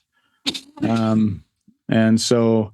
Well, that's when they tend to do their hardest recruitment, is because they have these needs they have to fulfill, Yeah, exactly. And I did pretty well at that. Ended up, again, I just go on staff anyway. I just go out ethics and want to leave. So a couple of years of that, and I was kind of done, and then faded away again, got recruited again in 2012 So the BSO again, and then I was switched to a different post, and then I was ripped off by the Sea Org again and recruited for the final time. Really? You went back in the Sea Org again? Yep. Wow. Okay. Okay. So first off, let me ask you a couple questions about the staff time, because you get recruited for Golden Age of Knowledge. That means the basics. This is a time period, what, 2004? 6 or 7, I think it was. Okay, so it was a little, okay, so into that. I'm down cooling my jets on the RPF down in LA, by the way, while you're doing this. So you're getting recruited back to staff, and this is the time period when Scientology kind of went into a group psychosis, and it's already bad enough in Scientology, but I mean, it really, really went insane with the basics, this push to sell all these books and lectures as a package or as different packages of materials, anywhere from a few hundred to like $1,200 to $2,000, I think, American for the full-blown package. And everyone in Scientology, I mean, the only reason I got out of this is because I was on the RPF. I actually consider I skated on this one, because I don't know that I would have survived this outside of the RPF. The RPF was bad enough, and it was. But what was going on outside the RPF was so psychotic that inside the RPF, we were watching it going on in PAC and going, these people are crazy. Really? Yeah, we were like, this is nuts. Not that Miscavige was nuts, not that the books were nuts, but there were people arriving to the RPF for credit card fraud. I mean, like, oh, hi, you're here for, because you went off the rails selling basics. Okay.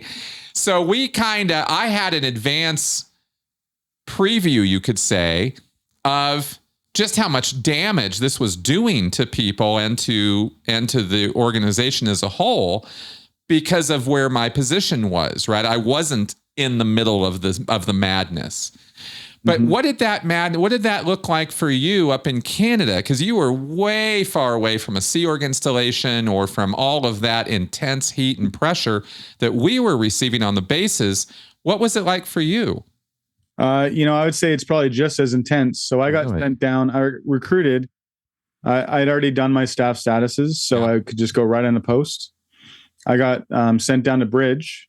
So I was on Foundation, the evening church, and then the day bookstore officer.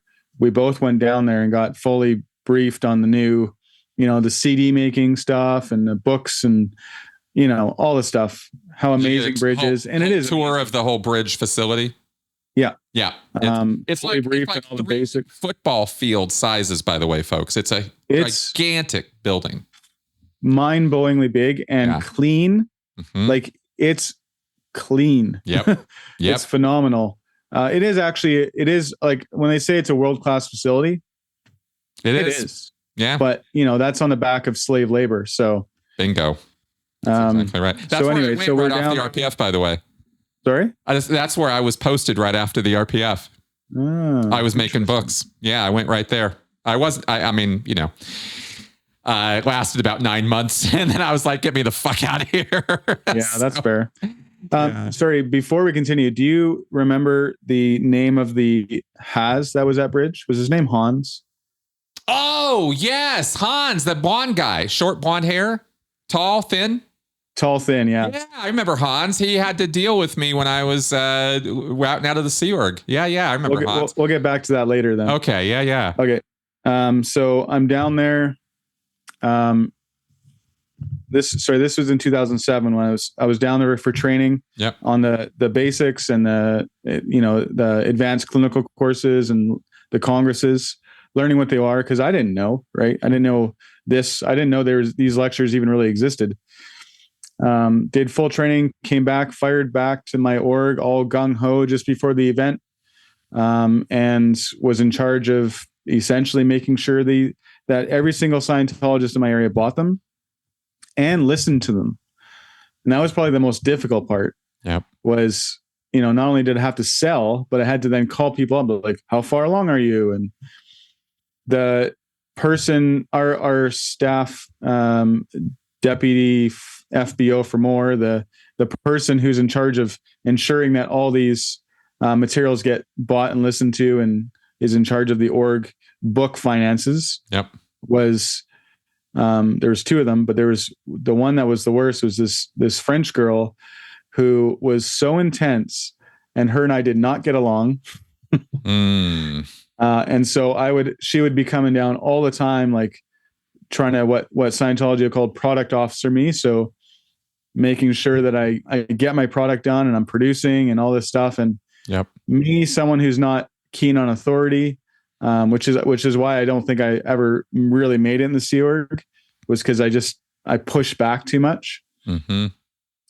Getting told I'm backflashing all the time and all this stuff. So I had a lot of run-ins with her, but I did pretty good on my post. I was one of the higher. Was she? I'm sorry to interrupt you. Was she Sea Org? Yeah. Okay. Her name was Lindsay. Lindsay. Okay. So you had a Sea Org member in Vancouver. There's usually a couple of them.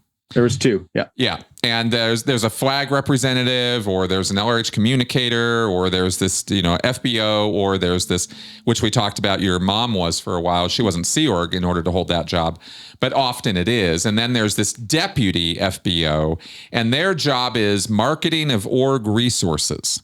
So it's all about marketing, right? In order to produce exchange, right? DFBO for more is what it's called.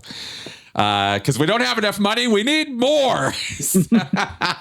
I swear they backfigure this stuff out. You know what I mean? They probably said, I want to post and I want to call it the Deputy FBO for more. And we'll just figure out what MORE stands for, right? Marketing of Org Resources for Exchange. And so, this is a senior position. This is not somebody who's at the same level you were. And so the product officering is this idea that a senior person in a church, any Scientology, will run their juniors. You don't just give them a quota and let them go get on it. No, no, no, no, no, no, no, no. None of that. You give them a quota, and then you check back with them hourly, if not more frequently, as the executive inspects the area of the org that they're responsible for. They'll go around to the different staff and they will quote unquote product officer them, which is Hubbard even gives policies and quotes and whole rundowns on how to do this, but it's basically running them. It's basically like overbearingly demanding production from them while they're producing. It's micromanaging. It's micromanaging. There we go. Yeah. Yeah. And it's a whole science in Scientology. I should do a whole video just on product officering. I should go over the policy letter. You there, George Thunderbird, right? That whole thing. Yeah. Right. I mean, because it's the whole policy with quotes on how to do this. It is a science in Scientology. And it is one of the ways that Scientology executives are trained to become the worst versions of themselves. And they are told this is how to be an effective leader and an effective executive in Scientology. Is this is what you do. So hardly anyone, it's not any deficiency or character flaw on your part that you didn't get along with being product officer, because nobody gets along with being product officer. We all hated it. We hated doing it. We hated receiving it because it's just abuse. At the end of the day, that's all it is. It's unnecessary. And as you mentioned, it's micromanaging. And I think anybody in corporate America or who has a job, similar will understand exactly what I'm talking about, because it's not just a Scientology disease. But like I said, they actually take it and ramp it up. As bad as you might think it is in corporate America, you ain't seen nothing until you go into a Scientology church and watch this in play. So I don't want the audience thinking that was some deficiency on your part that you weren't dealing well with this, No, and I never considered it a deficiency. It's just a personality trait. And it's true. I am. I don't like authority. Yeah. I find anybody who thinks they're better or above someone else, that's not true.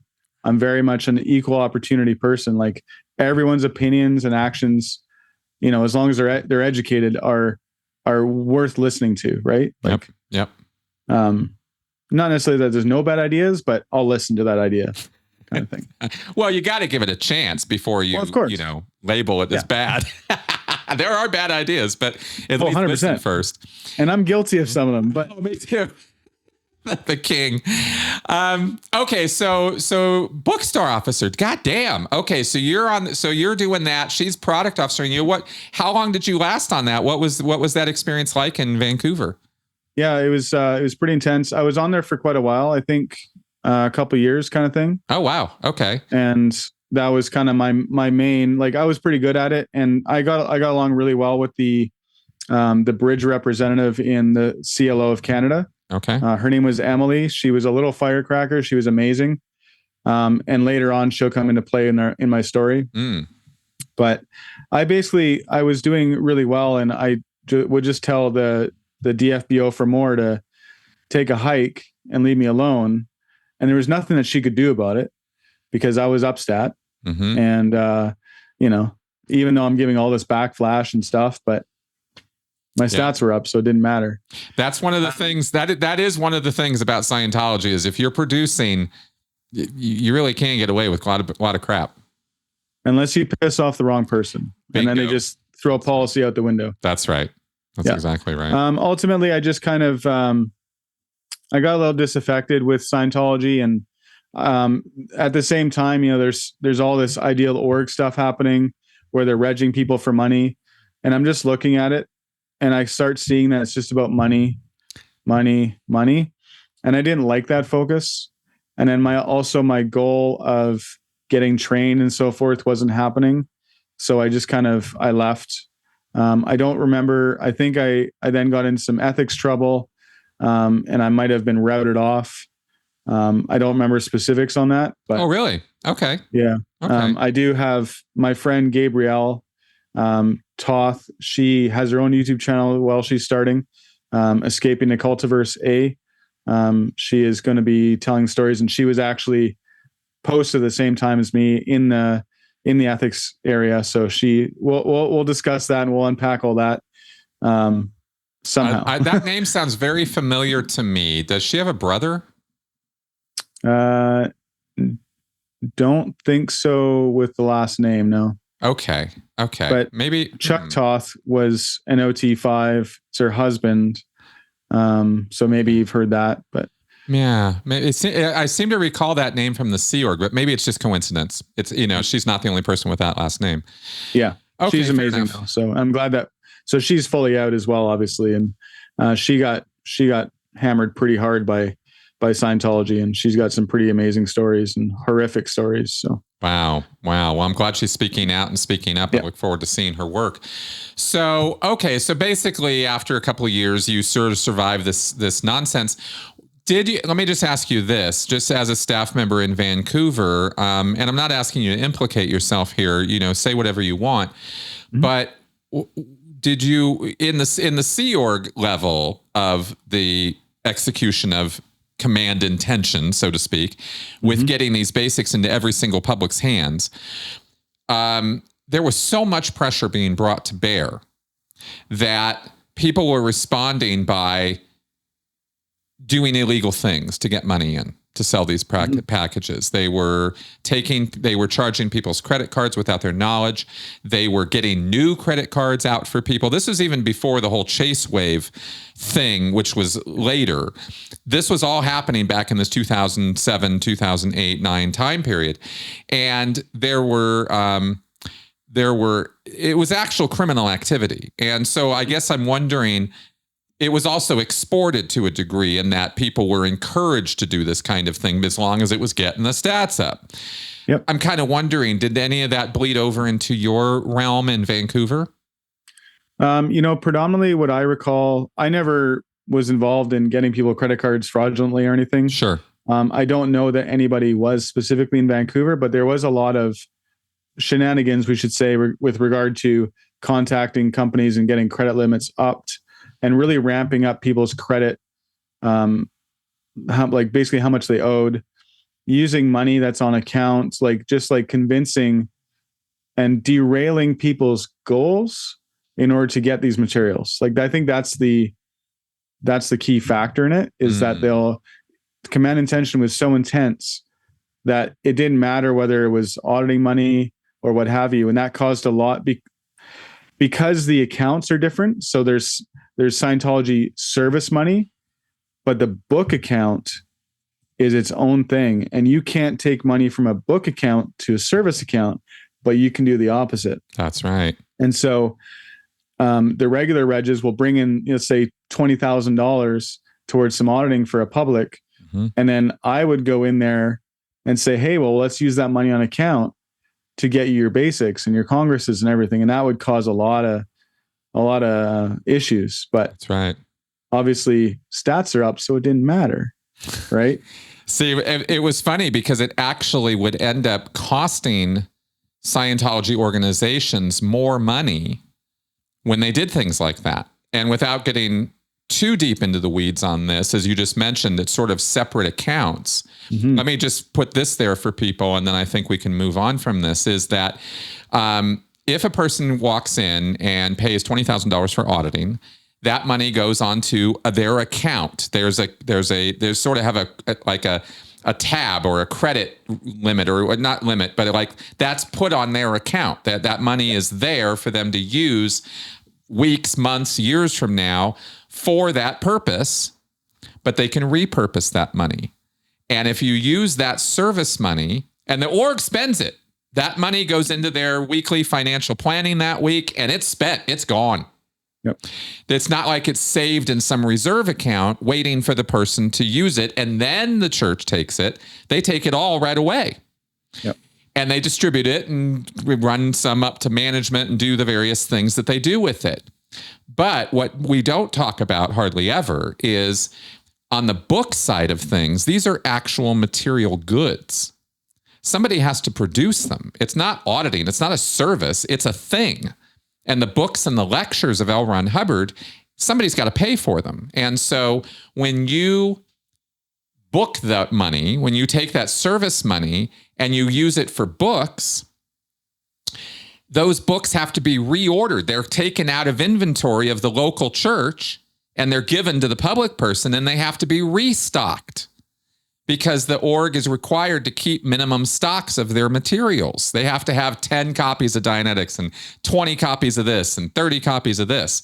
And the church, regulates how much their minimum stocks are.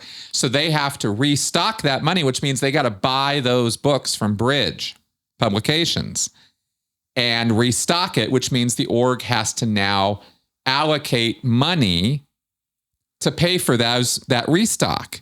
And if they don't have the money because they haven't produced it or earned it, where are they going to get it from? Their own reserves, their own savings, and they could actually end up negative on the income for a week because of the restock. Have I explained all of that properly as you understand it? Yeah, and you can see why people hated me. Yeah, exactly. Because I was a really good salesman, and I, having grown up in Scientology and in the Vancouver area, their field is so small. 200, like at a max of people who are in communication with the org, kind of thing. Yep. And I knew all of them, right? And they knew me from when I was, knee high to a grasshopper. So just having that communication line, it was very easy to sell people. And obviously I was good at following through with command intention. And if I get behind something, I go all in. It's just my personality, right? All in or nothing, as my wife likes to say. And, so, I did definitely piss some people off, but I got my stats up. So. Well, and see, from your perspective as the bookstore officer, you were golden, right? But the Regs or the finance people or anything are tearing their hair out because they're like, oh shit, we're not going to have any staff pay. We're not going to be able, we've got all these book stats out the roof and we're broke. And I just explained how that could occur, right? This is one of those fundamental flaws in the Scientology organization, if you will, the way they distribute this stuff, because every single church is its own corporation. They're all separate. You don't just call Bridge and say, send me some books, and they send them. It doesn't work that way. You got to buy them from Bridge, and they'll give them to you at a discount bulk rate, but you're still giving money, actual money, to Bridge. And that's how Bridge gets its stats up, right? So the Bridge guys don't care if you're using money off account in order to sell these books. They'd encourage it. They don't care as long as they're getting their cash. Well, that's their stat. That's right. And so it's all this. So you can have different organizations within the Scientology network actually hurting each other in the execution of command intention. It's so outrageously stupid. You just wouldn't believe it's organized the way that it is. It's hilarious. It is. It's absolutely comical. It's so Keystone Cops. And it contributes to an awful lot of this abuse that we talk about that goes on with this group. Okay, so that was kind of a summation of the experience as a bookstore officer during that mad period. And then you left staff, and then you got back. What happened? Yeah, so I kind of went off lines completely. So I'm gonna say I think I might have been commeved off of Post. Wait a minute, what? At some point. Yeah, I don't remember specifics on it, so I can't really speak to it. Okay. But that's one thing I'm trying to sort out, because for some reason my memory of that is kind of like it's super hazy. And I've actually been going through some old emails and stuff with the church on an old email account, because I never delete any of my emails, so it's all there. Cheers. But I know I had an ethics program, and I dealt with it. And then I was recruited back onto staff in 2012. I do believe I was back on the BSO post.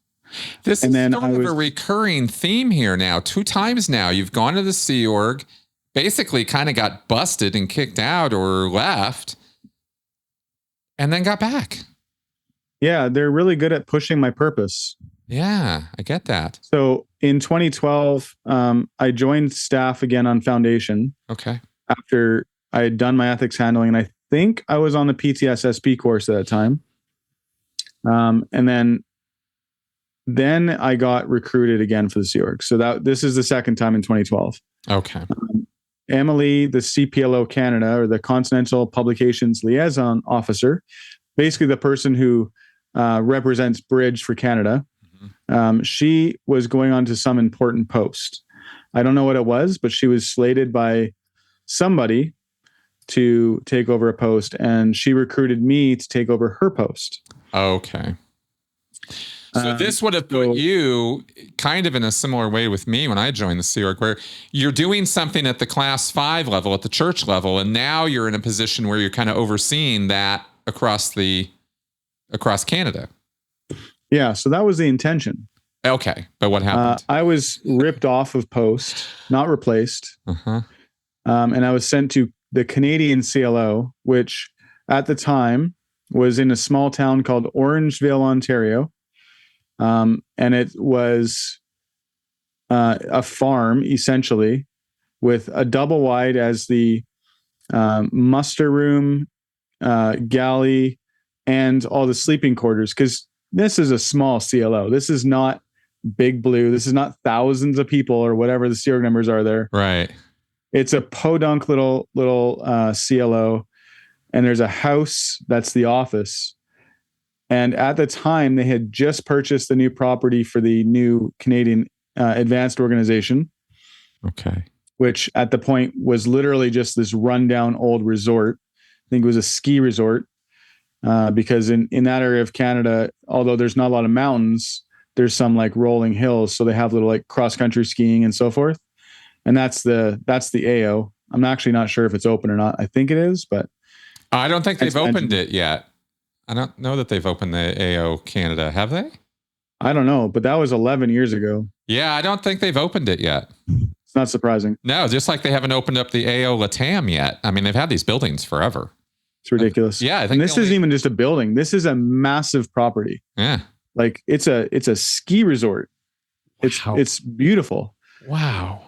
Well, they just don't have the people to man it, I'm sure. I mean, exactly. Yeah, it's as you mentioned, it's like, I mean, you would need to take like an ice cream scoop down to the pack crew. Like you'd have to take like 100 of them, to man up that facility. And even then you wouldn't really have enough people. You'd probably need just a dozen people just in the grounds crew. Yeah. Right. Yeah. Or I mean, like, and so to give you an idea of like, I was on the EPF in Orangeville. There was myself, like a 14 or 15-year-old French girl, and there was one RPFer. And man, and on that note, I felt so bad for this woman because in case people probably don't know, but if you're on the RPF, you can't talk to people. You cannot speak to a person when you're on the RPF unless you're spoken to. That's right. And so as an EPFer, I didn't really know that. And I would actually say hi to her and she wouldn't know what to think. She's like, do I talk to this guy? Because I'm not in the Sea Org technically. Right. Anyway.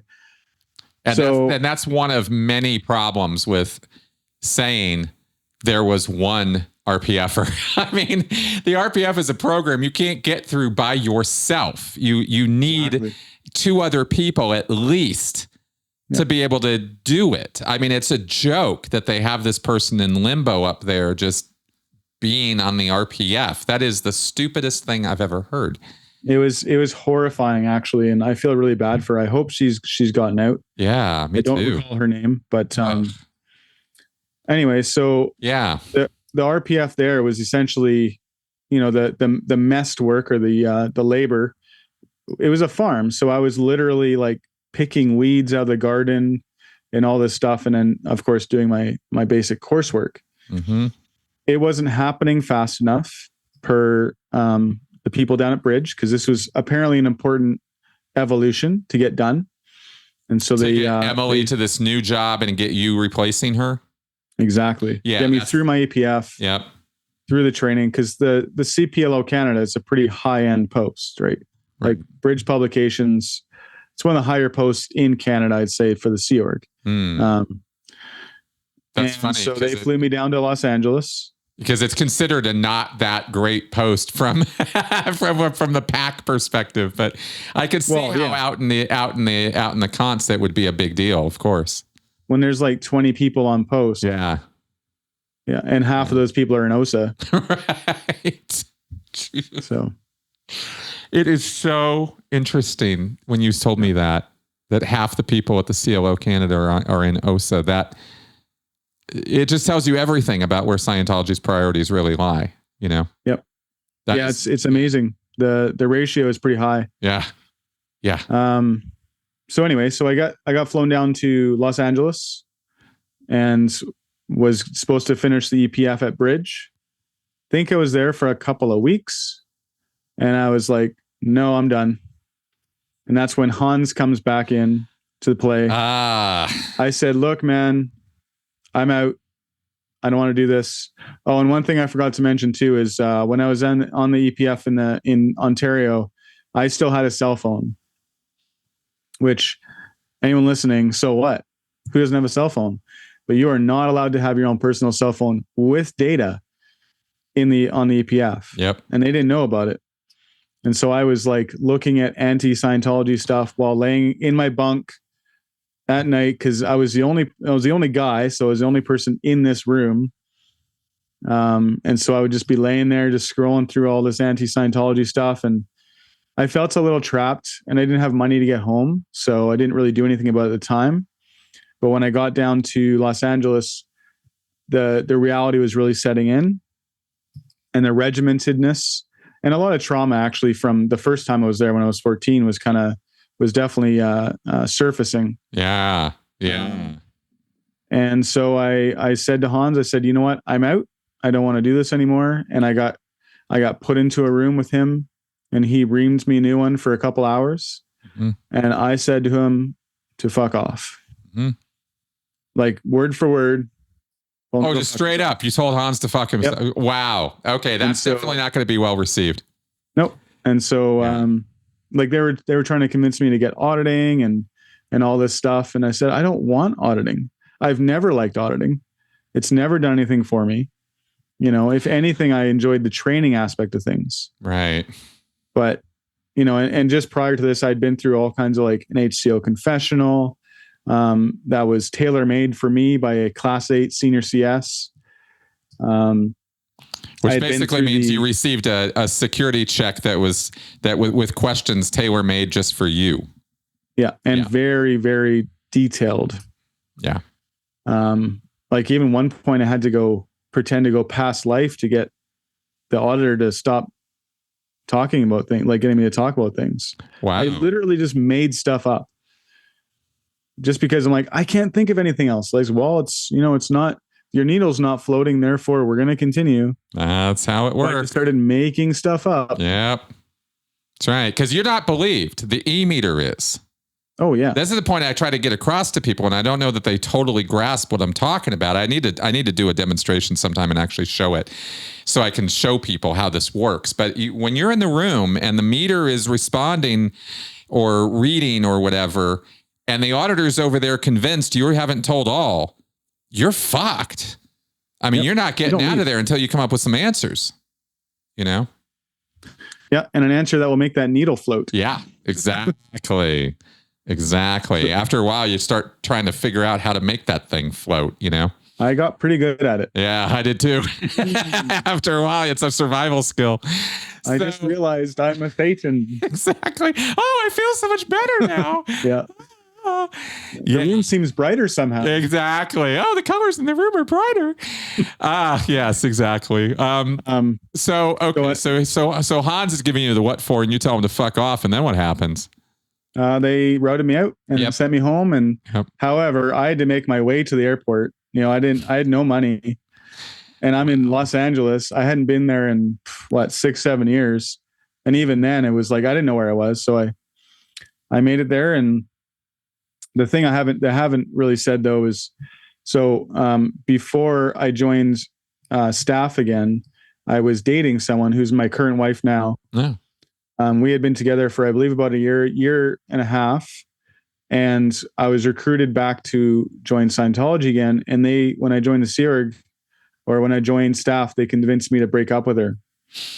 And the reason being is because her parents are like have security clearances from agencies that would be, not looked upon by Scientology in good light. Right. Alphabet government agencies, intelligence organizations, stuff like that. Yeah. Tax and high security. Yep. They hate that. So I did. And then when I got back from the Sea Org, I immediately reached out to her and apologized, and we got back together, thankfully. And we've been happily married for 6 years now. But awesome. Yep. Awesome. Good. So out and out. Very out. Damn. Okay. And recovering ever since? Yep. Okay. Well, I wish I could say I hadn't heard it all before, but it's just the usual story told, with all the individuality of every single person who brings their own story to this. But I think what I meant by that is not to invalidate your story. I meant it's all the same marks over and over and over again. The familial abuse, the child abuse, unfortunately for your family, the sexual abuse. Yep. It's just piles and piles of abuse going in and out of this group, and your whole life, literally your entire life. And it never, it doesn't change. You do, it doesn't. Yep.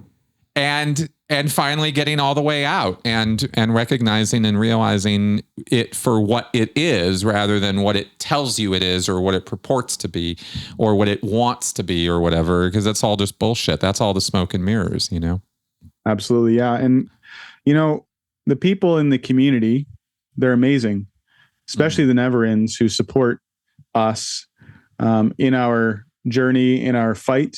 Yep.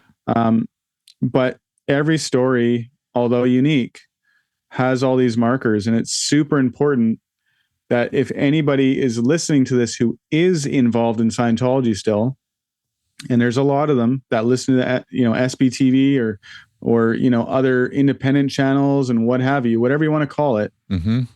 just know that you're not alone and that there is help. There's myself, and I will help anybody who wants to get out. My wife is behind it as well. She's very, she's been there with my recovery. I can't even tell you how many hours we've watched of you, Sunday morning Q&As and what have you. Like, it's really hard for me to describe to you, like, how much you've been a part of my recovery. Oh, because you like, your channel is the one that started it and continues to be it. And I think what you're doing is amazing. There's other channels and other people who have spoken out, like Mike Rinder and so forth. Aaron was more of a later on kind of thing, except for his interview with Mike Rinder specifically. Mm-hmm, mm-hmm. And then obviously, all the movies and documentaries and, Louis Theroux and all this stuff. Right. Yeah. But it just takes one correct word to trigger with a person to get out. Yeah. And then it's just, it's a landslide. That's right. I recently did a video about, kind of jokingly about how clearing the planet's going. And I think it ended up being, if there was no population increase at this point, it's 110,000 years from now, the planet will be cleared. Right. Right. Like, yep. And it's kind of joking, but it's not. And it's serious. Like, and that's the purpose that staff members have. That's the one common purpose, and Scientology, but particular staff members. Yep. But it's never, ever going to happen. Nope. It's not a thing. And the numbers are they don't work.